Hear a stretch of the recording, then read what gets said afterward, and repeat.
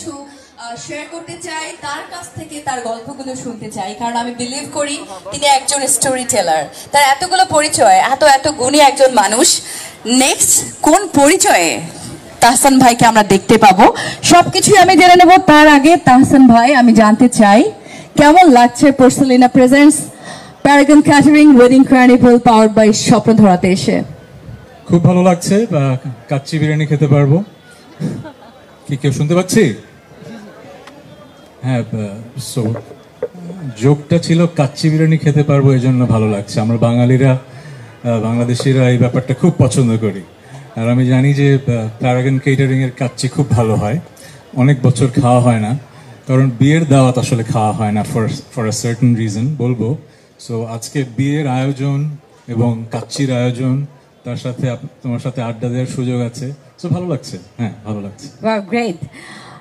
বিয়ের আয়োজন কাচ্চি, মানে আমার নেক্সট যে কোয়েশ্চেন ছিল যে বিয়ে বাড়িতে কাচ্চি নাকি হচ্ছে পোলাও রোস্ট, কোনটা তাহসান ভাই খেতে পছন্দ করে? Already I get that. So এবারে যে নেক্সট কোয়েশ্চেনটা আমি করতে চাই, একটা ছাদের নিচে বিয়ের সবকিছু পাওয়া যাচ্ছে। এখানে বিয়ের আসলে hall booking, catering, photography, decorate, dress, ornaments, everything in one roof, under one roof.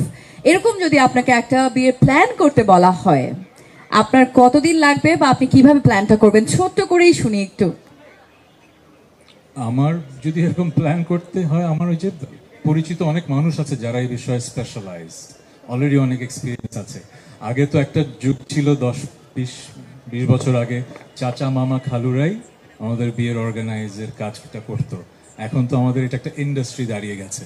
আগে হয়তো চাচা মামা খালুরাই একজন বাবুর্চি নিয়ে আসলো, এই একটু ডেকোরেশনের ফুল কিনে আনলো, কাজিনরা হয়ে গেল বিয়ে। কিন্তু এখন তো ইটস এ হিউজ ইন্ডাস্ট্রি। আমি শুনেছি এখন শুধু ডেকোরেই খরচ হয়ে যায় নাকি কোটি কোটি টাকা। সো যে কোনো দেশেই বা যখন ইকোনমিক গ্রোথ হয় তখন ভালো হয়, খারাপও হয়। ইকোনমিক গ্রোথের ভালোটা হচ্ছে যে আমরা জীবনকে উপভোগ করতে শিখি, কিন্তু আবার ইকোনমিক গ্রোথ যদি কনসেন্ট্রেটেড হয় তখন হয় কি, ধনী গরিবের দূরত্বটা বাড়ে।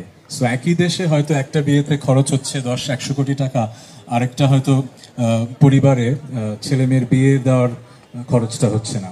সো এমন একটা দেশ আমরা চাই, যেই দেশে কি হবে, এটা একটু শিক্ষামূলক কথা না, জাস্ট একটা মনের কথা, যেই দেশে এমনভাবে ইন্ডাস্ট্রি গড়ে উঠবে যে সব শ্রেণীর মানুষের জন্য আসলে যেন সহজলভ্য হয়। বিয়েটা যেন আসলে it's not a status symbol হয়, মানুষকে দেখানোর জন্য যে আমি এত কিছু খরচ করলাম, এত কিছু করলাম। সো এই আয়োজনটা অনেক সুন্দর, এক ছাদের নিচে সব পাওয়া যাবে। বাট আমার অনুরোধ, যারা আয়োজক আছেন এই ব্যাপারটা খেয়াল রাখবেন, এটা যেন একটা র্যাট রেসের মতো একটা রেস না হয় যে কে কত বেশি খরচ করছে, কারটা কত বেশি জাঁকজমকপূর্ণ হচ্ছে। আমরা যেন একটা বিয়ের সেই স্যাংটিটিটা রেখে এই কাজগুলো করতে পারি। সো আমি যা দেখলাম, খুব সুন্দর আয়োজন, এক ছাদের নিচে।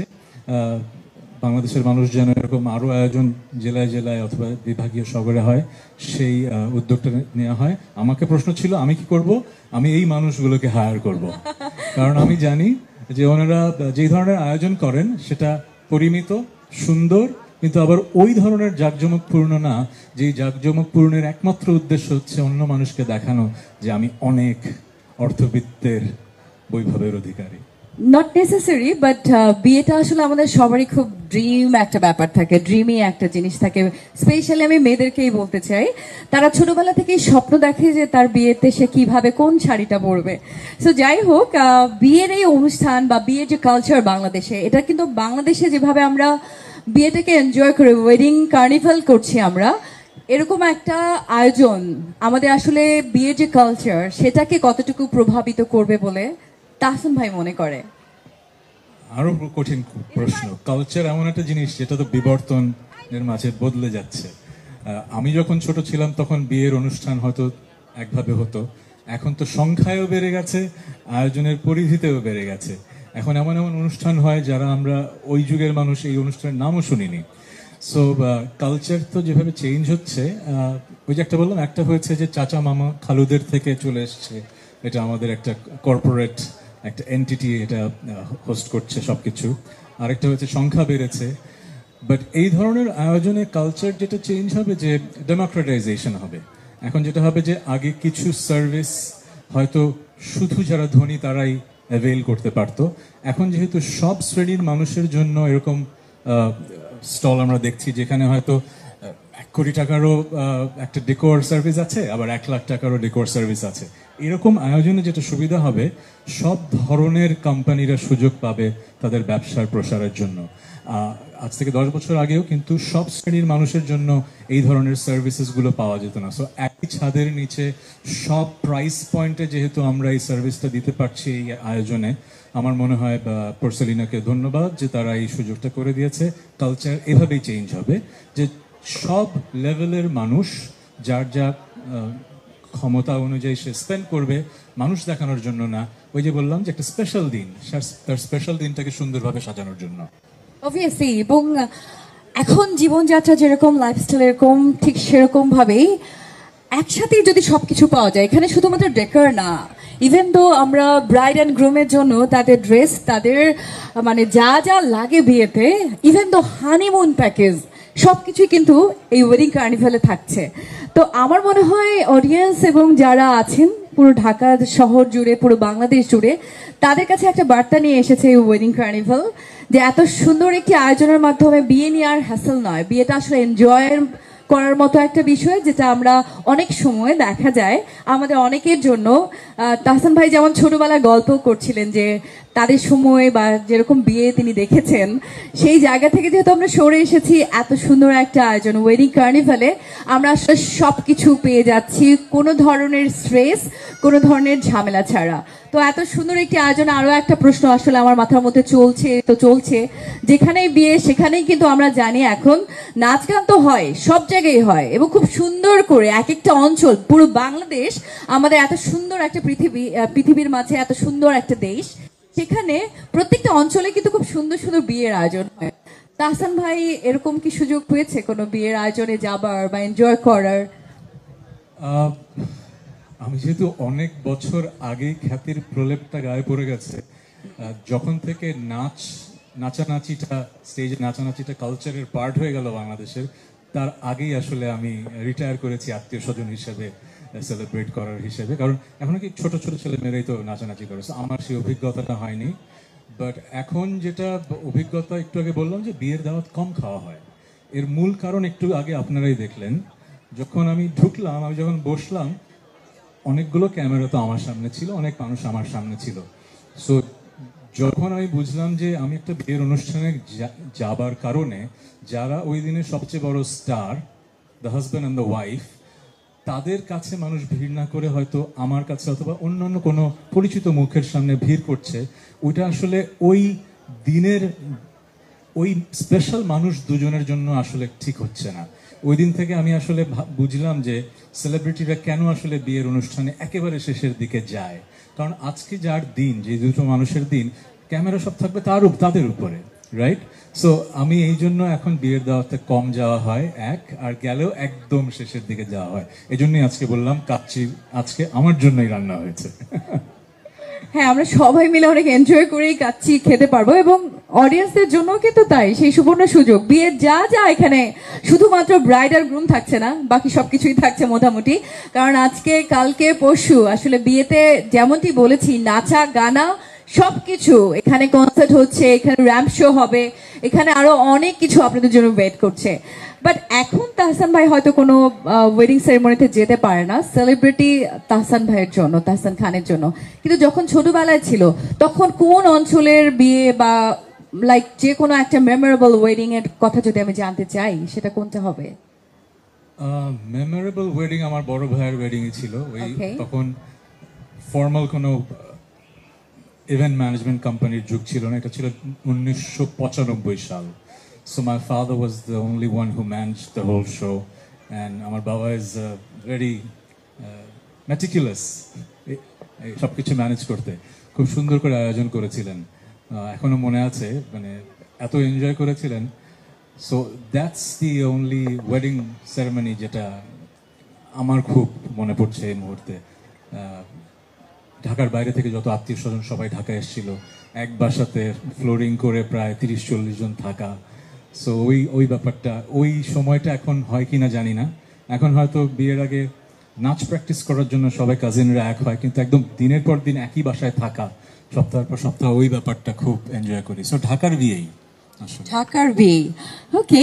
বাট আমি যেমনটি বললাম যে পুরো বাংলাদেশ জুড়েই কিন্তু আমাদের প্রত্যন্ত ইভেন গ্রামে যে বিয়েগুলো হয় সেগুলো কিন্তু খুব সুন্দর। ট্রেডিশনালি আমরা যদি দেখি, মানে সেখানে নাচ গান, আমাদের গ্রাম্য যে ঐতিহ্য সেটা এত চমৎকারভাবে ফুটিয়ে তোলা হয়, এবং সেটাকেই কিন্তু আমরা কালচারালি এখন প্রেজেন্ট করছি আমাদের বিভাগীয় শহরগুলোতে বা শহুরে জীবনে। সেই এরকম একটি আয়োজন ওয়েডিং কার্নিভাল। আপনি বলছিলেন যে আপনি কখনোই কোনো বিয়েতে এখন আর যেতে পারেন না, সুযোগ হয় না। ছোটবেলার কথাই যদি বলি, এই যে নাচ গানের কথা বলেন, কাজিন হিসেবেও কারো বিয়েতে কি নেচেছেন? না, ওই যে বললাম, সেই সেই যুগ, আমার বয়স অনুযায়ী যদি দেখেন, আমি বিয়ে কাজিন হিসেবে খেতাম হয়তো 90-এর দশকে। সেই দশকে তখনও আসলে নাচা গানা হতো না, যেটা হতো ব্যান্ড আসতো, Okay. তখন হিন্দি গান গাইতো ব্যান্ডরা। তখন এক সবাই হলুদ টলুদ লাগিয়ে চলে গেছে, তখন একটু নাচানাচি করতো, কিন্তু স্টেজে উঠে নাচানাচির ব্যাপারটা তখন ছিল না। সো ব্যান্ডের গান ছিল। সো তখন বাংলাদেশে ফর সাম রিজন আমরা যে গান শুনতাম, ব্যান্ড মিউজিক বেশি শুনতাম। সো যেটা হতো, দুটো পার্ট থাকতো বিয়ের, একটা হচ্ছে ব্যান্ড গান গাবে, বাংলাদেশের ব্যান্ডের গান, তারপরে ডিজে হয়তো পরের দিকে অ্যাড হবে, এটা পরের দিকে অ্যাড শুরু হলো। এখন যেটা দেখা যাচ্ছে যে নাচ হবে কাজিনদের, তারপরে হয়তো ডিজে আসবে। সো ব্যান্ড মিউজিকের ওই জায়গাটা মনে হয় বিয়ে থেকে এখন চলে গেছে। ওকে, হয়তো আবারও ফিরে আসবে।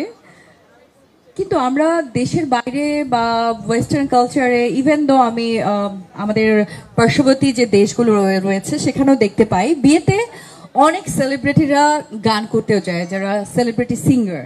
আপনি কখনো কি গানের জন্য মানে কোথাও কখনো বিয়ের কোনো মঞ্চে বা হলুদের মঞ্চে তাহসান ভাইয়ের গান কখনো করা হয়েছে কিনা? 25 বছরের অভিজ্ঞতা যদি বলি, আসলে এটা একটা খুবই অপ্রীতিকর জায়গা ছিল, কারণ অনেক প্রভাবশালী মানুষ থাকেন এক এক সময়, যারা মনে করেন যে ফোন দিলেই একজন মানুষ এসে আমার ছেলে মেয়ের ইয়েতে গান গাইবেন। এটা দোষের কিছু না, পার্শ্ববর্তী দেশে, আমাদের দেশে ব্যাপারটা নর্মাল, এন্টারটেইন করা। কিন্তু আমি সবসময় ভাবতাম যে আমার গানগুলো এত বোরিং যে আসলে বিয়ের অনুষ্ঠানে যাবে না, এই জন্য আমি কখনো বিয়ের অনুষ্ঠানে গান গাইতাম না। বাট এই নিয়ে আমাকে অনেক ঝামেলা পোহাতে হয়েছে। আমি খুব ক্ষুদ্র একজন মানুষ, ক্ষমতার বলয়ের বাইরে, কিন্তু ক্ষমতার ভেতরের অনেক মানুষ অনেক ঝামেলা চলেছে যে কেন আসবে না, দেখে নিব এই ছেলেটাকে। ওকে, বাট সেটা মনে হয় মানে ভালোই হয়েছে, সেই জন্যই আপনি অনেক ইউনিক এবং সেই জন্যই আপনি সবার থেকে আলাদা। না না, আমি বলবো যে এটা আমার একটা অপারগতা। যেরকম আমি তো এখন প্রীতম যেরকম এত সুন্দর ড্যান্স স্টেপের গান করতে পারে, আমি তো পারিনি। সো আমার যুগে তো সেই সুযোগটা ছিল না। আমি যদি পারতাম, আমি যদি ওরকম হলুদে অথবা বিয়ের অনুষ্ঠানে মানুষকে এন্টারটেইন করাবো, তাহলে হয়তো যাইতাম, জানি না। এটা আমার কোনো দাম্ভিকতা থেকে বলছি না, আমার মনে হচ্ছে এটা আমার জায়গা না, এই জন্য যাইনি। যেহেতু কথাটা রেলেভেন্ট চলে এলো, আমি একটা জিনিস জানতে চাই যে একটা সময় হয়তো আপনিও বলছিলেন যে বাংলাদেশের ওয়েডিং কালচারে আমরা হিন্দি গানের সাথে নাচতাম।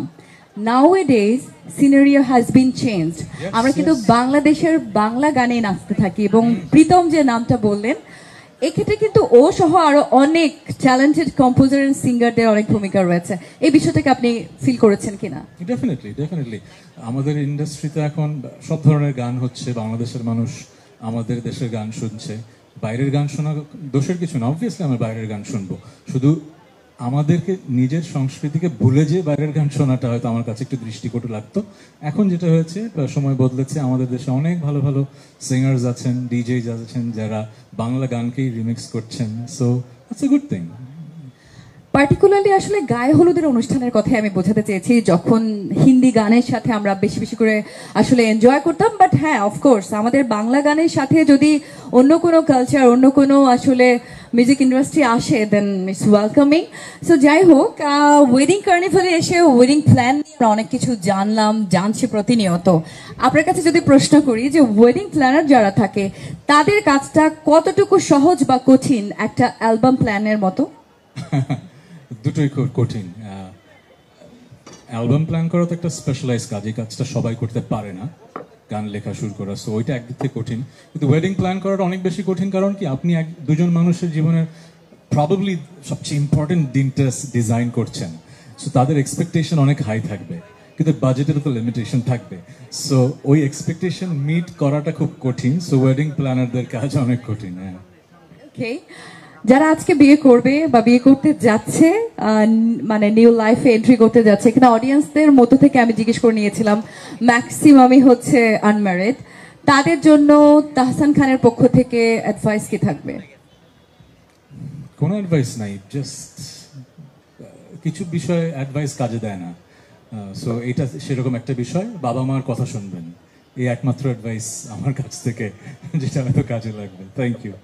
হানিমুন প্লেস হিসেবে কোন জায়গাটাকে আপনি সাজেস্ট করবেন তাদের জন্য? যে জায়গায় আপনারা স্বপ্ন দেখেছেন একসাথে, সেই জায়গায় যাবেন।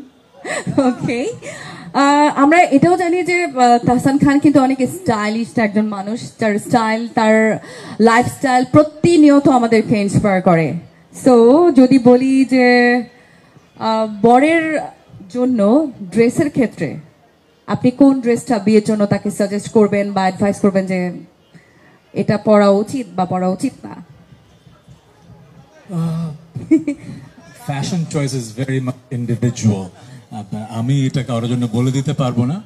বাট যেহেতু স্পেশাল দিন, যেটাই পরবেন আগে একবার ট্রায়াল দিয়ে নিন, কারণ যদি সেদিনই আপনি একটা পান এবং দেখেন যে ইটস নট ফিটিং, তখন কিন্তু আপনার মনটা খারাপ হয়ে যাবে। So you better make sure that you have it in place before 1 week. Trial দিয়ে আয়নায় দাঁড়িয়ে ছবি তুলে দেন ইউ ক্যান ডিসাইড যে এইটাই আমার জন্য ঠিক আছে। ওকে, আজকে এত সুন্দর যে সেটটিতে আমরা বসে আছি বা আমরা যখন এন্ট্রি নিয়েছি, খুব সুন্দর ডেকোরেশন, রাইট? সো আজকের ওয়েডিং প্ল্যানারে আসলে যারা ছিলেন, যারা আমাদের সাথে স্পন্সর, কো স্পন্সর এবং ইভেন্ট প্যানেলে যারা আছেন, সবাই এত সুন্দর করে এত চমৎকার একটি আয়োজন করেছেন। সেই জায়গা থেকে আমার আরো একটা প্রশ্ন তাহসান খানের জন্য, বিয়ের ক্ষেত্রে কোন ডেকোরটা সুদিং বা আপনি পছন্দ করেন? আজকাল এত এত ভালো ভালো ডেকোর কোম্পানিজ বাংলাদেশে কাজ করছে, মানে তাদের সোশ্যাল মিডিয়ার কারণে তাদের তো কাজ দেখার সুযোগ হয়েছে। সো আমার মনে হয় যে অ্যামেজিং, সবাই অ্যামেজিং। এটা করেছে আজওয়া ইভেন্টস, নাম শুনেছি। So they are very good, they are very good. আমার যেটা মনে হয় যে মিনিমালিজম ম্যাটার্স। আমি ওই যে একটু শুরুতে যেটা বললাম যে it's celebrating two people together, so it's not celebrating your wealth. So minimalist একটা কাজ করা যেটা রুচিশীল, সেটাই করা উচিত। ওকে, মিনিমালিস্টিক আমাদের সবারই হওয়া উচিত, কারণ সময়ের সাথে সাথে জীবনের নতুন নতুন উপলব্ধি আমাদের সবাইকে এনরিচ করে। তাহসান ভাইয়ের কাছ থেকে অনেক কিছু আমরা জেনেছি আজকে। বিয়ের আয়োজনে এত ঘটা করে আমরা অনেক কিছুই করি। আমি আবারও বলছি যে বিয়েটা আমাদের সবার খুব ড্রিমে একটা ব্যাপার থাকে, সেটা নিয়ে স্বপ্ন আমরা দেখি জন্যই ঠিক সেভাবেই কিন্তু বিয়ের আয়োজন করতে চাই। বিয়ের আয়োজনে সবচেয়ে ইম্পর্টেন্ট বিষয় কি হতে পারে? বিয়ের আয়োজন, বিয়ে না, দুটো কিন্তু দুই জিনিস। একটা হচ্ছে ওয়েডিং, একটা ম্যারেজ। ওয়েডিং হচ্ছে একটা অনুষ্ঠান, আর ম্যারেজ হচ্ছে দুটোর ক্ষেত্রেই জানতে চাই তাহলে। কমিটমেন্ট। সো বিয়ের অনুষ্ঠানের ক্ষেত্রে এমন কিছু করবেন না যেটা পরে রিগ্রেট করবেন, কিন্তু এরকম করা হয় মানুষের। আবার যেটা ম্যারেজ, সেখানেও একই কথা, একটু সময় নিয়ে ডিসিশনটা নেবেন, এটাই। সময় নিয়ে ডিসিশন নিতে হবে। ওকে, মানে আজকের ওয়েডিং কার্নিভাল নিয়ে অনেক প্রশ্ন হলো, অনেক কিছু আমি জেনে নিলাম দর্শকদের পক্ষ থেকে। আমার আরেকটা প্রশ্ন, আমি বলেছি multi talented one and only Tahsan, তার অনেকগুলো পরিচয়। তিনি আসলে সিঙ্গার, তিনি লিরিসিস্ট, তিনি টিচার, তিনি আরো অনেক কিছু, তিনি বাবা, তিনি ফাদার। সবকিছুর বাইরে নতুন কোন পরিচয়ে আবারও আমরা তাহসান খানকে পেতে চাই বা পেতে পারি, যেহেতু নতুন একটা সময়, এবং এই সময়ে তাহসান ভাই শত শত কোটি কোটি ভক্তদের মনকে কাঁদিয়ে দিয়েছেন যে তাহসান খানকে আর কখনো গানে পাওয়া যাবে না। সেটা এমনও হয়েছে, এই প্রশ্নটা আমি ইলাবোরেটলি বলছি কারণ এটা আমারও ইমোশন। অনেক ফ্যান বলেছে, আমি শুনেছি যে তাহসান খান যেখানে থাকবে না সেখানে গান থাকবে না। এত চমৎকার, এত ইমোশনাল এই মুহূর্তটা অবশ্যই আমাদের ফ্যানদের জন্য খুব কষ্টের। তারপরও জানতে চাই যে একজন স্টোরি টেলার, গল্পকার তাহসান খানের কাছ থেকে গল্পটা শুনতে চাই। নেক্সট কি, নেক্সট অধ্যায়টা কি হতে যাচ্ছে তাহসান খানের? এই প্রশ্নটা তো স্ক্রিপ্টে ছিল না। এটা আমার প্রশ্ন অ্যাজ আ ফ্যান। আচ্ছা, যেটা হয় কি, কিছু বিষয়ে কথা বলা একটু কঠিন, কঠিন কারণ কি, আমাদের সব কথা এত চুলচেরা বিশ্লেষণ হয় যে কোন কথার রিপারকাশনটা কি হবে আমরা প্রেডিক্ট করতে পারি না।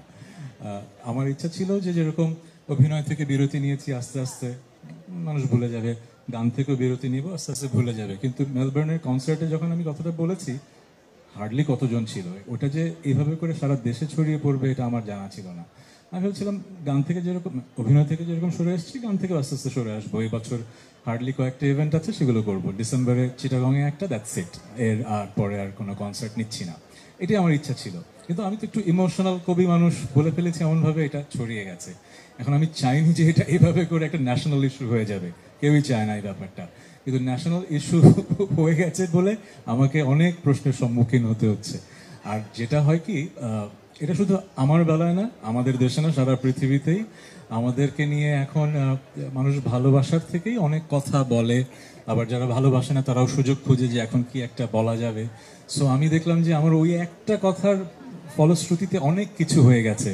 একটা জায়গায় দেখলাম আমার ছবির উপরে টুপি দিয়ে একটা রাজনৈতিক দলের সাথে আমাকে জুড়ে দেওয়া হয়েছে, আমি নাকি রাজনীতি করছি। এগুলো আসলে পার্ট অফ দ্য গেম। এটা একটা খেলার মতো। মানে খেলার মতো কি, এই যে যারা ক্যামেরা ধরে দাঁড়িয়ে আছেন, ওনারা কেন আছেন? আমার মুখ থেকে এমন একটা কথা বের হবে যেটা পোস্ট করলে কালকে ভাইরাল হলে ওনার পেজটা বা প্রোফাইলটা ট্র্যাকশন পাবে। এটাই তো কারণ। আমি একটু পজ দিই।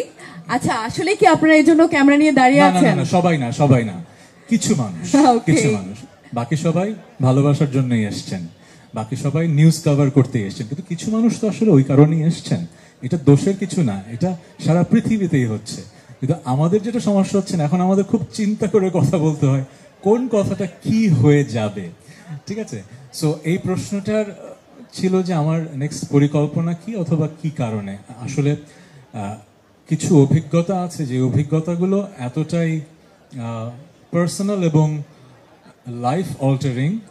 কি আমরা কি কথা বলছি না আপনি কথা বলছেন? কিছু কোনো সময় কাট করতে হবে? না না না, ইটস ওকে। আমি বুঝতে কি করব, next next segment. Two okay, B okay. So next সেগমেন্টে যাই। আমার জন্য ভালো হলো প্রশ্ন উত্তর না দিতে না, হবে। আমি কথাটা শেষ হলো না। না, নেক্সট আসলে আমরা কি হিসেবে, কিভাবে তাহসান খানকে পাবো? কোন অধ্যায় শুরু হচ্ছে? আমি আমার 25 বছরের ক্যারিয়ারে কয়েকবার বিরতি নিয়েছি, এটা প্রথম না। কয়েকবারই বিরতি নিয়েছি। যখন আমার ব্র্যান্ড, আমি ব্ল্যাক ছেড়ে দিয়ে সোলো ক্যারিয়ারে আসি, তখন কিন্তু লাইভ পারফরমেন্স আমি কয়েক বছর বন্ধ রেখেছিলাম। তারপরে যখন আমি ফুল ব্রাইট স্কলারশিপ নিয়ে মাস্টার্স করতে যাই আমেরিকাতে, তখন টানা 2 বছর আমার কোনো গানও রিলিজ পাইনি, আমি কনসার্টও করিনি। আমি বিরতি নিয়েছি, এবং বিরতি নিলে যেটা হয় যে বোঝা যায় যে আমার আসলে ক্যারিয়ার প্রোগ্রেশনটা কোন দিকে যাবে। সো এখন আরেকটা বিরতি যাচ্ছে।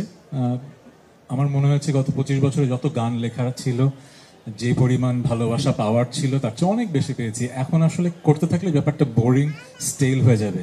এই উত্তরটা আমি আগে দিয়েছি, আরেকটা জায়গায় আরেকটা উত্তরও দিয়েছি। দুটো উত্তরও সত্যি, বাট আরেকটা উত্তরও আছে, কিন্তু সেই উত্তরটা পাবলিকলি আমি দিতে পারবো না। কারণ হচ্ছে প্রত্যেকটা মানুষের জীবনে কিছু পার্সোনাল এক্সপিরিয়েন্স হয়, যে এক্সপিরিয়েন্সগুলো এতটাই অবিশ্বাস্য যেটা আসলে সে নিজেই বিশ্বাস করতে পারে না।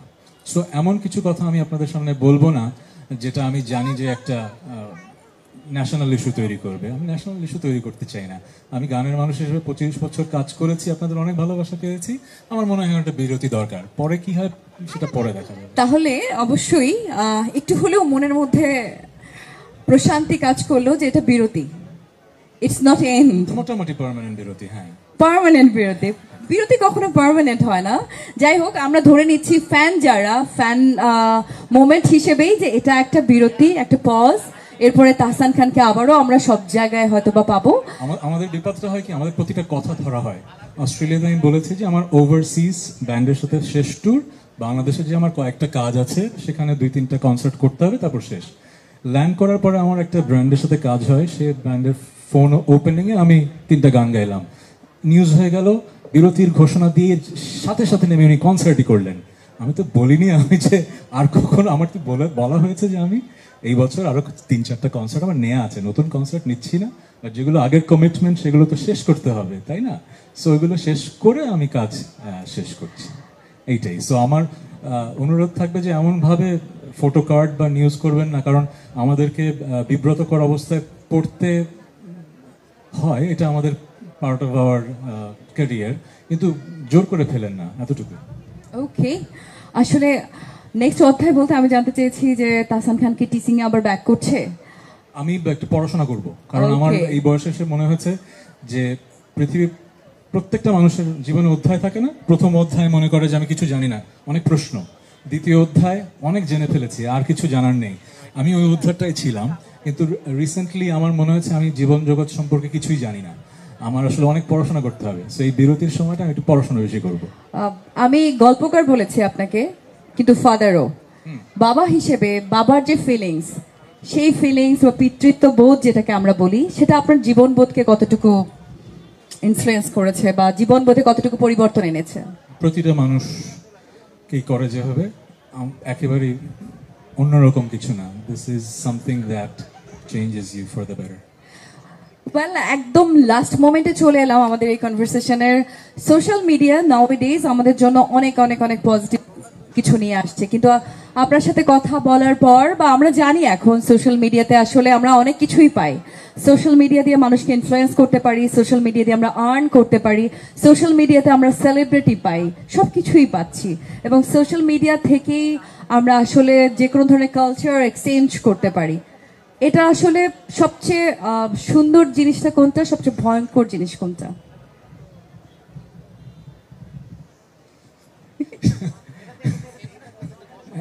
অলরেডি টাইম আপ হয়ে গেছে। আমি এটা এই প্রশ্ন এই জন্যই করছি, ইয়াং জেনারেশন যারা আছে তারা ভীষণ রকমের অনুপ্রাণিত হয় তাহসান খানের প্রত্যেকটি কথা থেকে। তো তাদেরকে আসলে গাইড করা বা তাদের উদ্দেশ্যে যদি কিছু বলা যায়। অনেক ভারী হয়ে যায় যখন এত প্রশংসা করা হয়, মনে হয় যে এখন অনুপ্রেরণামূলক কিছু বলতে হবে। আমি অনুপ্রেরণামূলক কিছু বলবো না, আমি জাস্ট কয়েকটা গল্প বলবো, যে গল্পগুলো বলার পরে আপনারাই বুঝে নেবেন যে আসলে আমি কি বোঝাতে যাচ্ছি। আমার যেহেতু সোশ্যাল মিডিয়ায় বন্ধ করে দিয়েছি, অনেকে জিজ্ঞেস করেন যে আপনি সোশ্যাল মিডিয়া তো রাখতে পারতেন। কারণ আমার মনে হয় যে এটা আমার জন্য এখন আর ভালো কিছু না। একটা সময় হয়তো মনে হয়েছিল সোশ্যাল মিডিয়ার অনেক ভালো কিছু আছে, কিন্তু আউটওয়ে করে গেছে এখন। যেমন এই বছরই যেটা ধরেন একটা ঘটনা বলি, সেদিন একটা অনুষ্ঠানে বললাম আমার এক ছোট ভাইয়ের বাবু হয়েছে, সে ছবি তুলেছে। আমি তো আর হসপিটালে গিয়েছি ছোট ভাইয়ের বাচ্চাকে দেখতে, 3-4 বছর আগের কথা। কোনো একজন এই বছর ওই ছবিটা দিয়ে বলেছে আমার বাবু হয়েছে, আমি কংগ্রাচুলেশনস। সেদিন একটা সেলুনে গেলাম, একজন বলে যে ভাই কংগ্রাচুলেশন। কেন ভাই, আপনার না বাবা হয়েছেন? আবার বলছেন না তো। আরে না, আপনি বাবা হয়েছেন, অ্যাজ ইফ মানে আমার চেয়ে উনি বেশি জানেন। কারণ আসলে হয় কি, মানুষ যখন এসব দেখে ছড়িয়ে যায়, ওটাই বিশ্বাস করতে শুরু করে। পরে যখন সত্যটা আসে যে না এটা ভুল নিউজ, ওইটা আসলে মানুষ দেখে না। যেরকম কয়েকদিন পরপরই একটা ছবি দেখতে পাচ্ছি রিসেন্টলি, আমি আমার মায়ের বাসায় মুভ করেছি, আমার মায়ের শরীর খারাপ, একজন প্রতিবেশী তার পরিচিত একটা ছেলে, বড় চুল, তারা হয়তো আত্মীয়, তারা আমার সাথে ছবি তুলতে দেখা করতে একটু বাসায় এসেছিল, ছবি তুলেছে। পরদিনই দেখি তারা আমার আত্মীয় হয়ে গেছে। তার এখন এই ছেলেটার লাইফেও তো একটা প্রভাব ফেললো। আমি শিওর এই ছেলেটার সাথে আমার আগেও কখনো দেখা হয়নি, পরেও আর জীবনে দেখেনি। একদিনই প্রতিবেশী হিসেবে বাসায় এসেছিল। প্রতিনিয়ত 4 মাস পর পরই একটা ভাইরাল হচ্ছে যে এটা নাকি আমার আত্মীয়, এই এই মহিলা নাকি আমার আত্মীয়। মানে ইটস সো ডিসঅ্যাপয়েন্টিং যে আগে একটা সময় ছিল যে এগুলো ফ্রিঞ্জ থাকতো, কেউ বানিয়ে বানিয়ে কিছু কথা বললে এটা ঠিক আছে, কিন্তু এখন দেখা যায় বানিয়ে বানিয়ে কথা বলে এটা কোটি মানুষের কাছে পৌঁছে যায়। কারণ হয় কি, ওই নিউজ, ওই একটা ফেক, সে একটা ন্যাশনাল মিডিয়াগুলো কভার করা শুরু করে। তখন হয় কি, এটা খুবই অসুস্থ একটা জায়গা হয়। আর আমাদের কাজ এটা না যে প্রতিনিয়ত সোশ্যাল মিডিয়া এসে মানুষকে বলবো এটা আমি না, এটা আমি। সো আমি সোশ্যাল মিডিয়াটা এই কারণে বন্ধ করে দিয়েছি। সোশ্যাল মিডিয়ার ভালো অনেক দিক হয়তো আছে, কিন্তু আমি এখন যে বয়সে এসেছি, আমার মনে হয় social media is source of mental trauma. So আমরা একটা সুন্দর আয়োজনে আছি। আমি যারা নতুন বিয়ে করবেন তাদের বলবো, সোশ্যাল মিডিয়াতে যেটা হয়, অনেকে বিশ্বাস করে অনেকে বিশ্বাস করে না। একটু আগে কথা হচ্ছিল এটা নিয়ে, যে নজর লাগে। তুমি বলছিলে না তোমার বাবুর ছবি তুমি দাও না। সো আমি কোনো কুসংস্কার ছড়াতে চাই না, বাট লেটস বি এমনভাবে বলি যেটা আসলে সবার কাজে লাগবে। পরিমিতি বোধে যেন থাকি, আমরা যেন পরিমিতি বোধে থাকি, যে সোশ্যাল মিডিয়াটা আসলে মানুষকে দেখানোটা আমাদের গোল হওয়া উচিত না। নিজের মানসিক প্রশান্তিটা গোল হওয়া উচিত। মানুষকে দেখানোর জন্য যখন আপনি অনেক কিছু করবেন, সেটা বিয়ের আয়োজন হোক আর হোয়াট এভার হোক, এটার নেগেটিভ রিপারকাশনস থাকে। সো সোশ্যাল মিডিয়াটা কেয়ারফুলি ইউজ করবেন। Thank you. Okay, thank you so much. অনেক কথা বলে আমি ফেললাম। আমি কি কংগ্রেচুলেট করবো কেন না? in advance? Okay, thank you.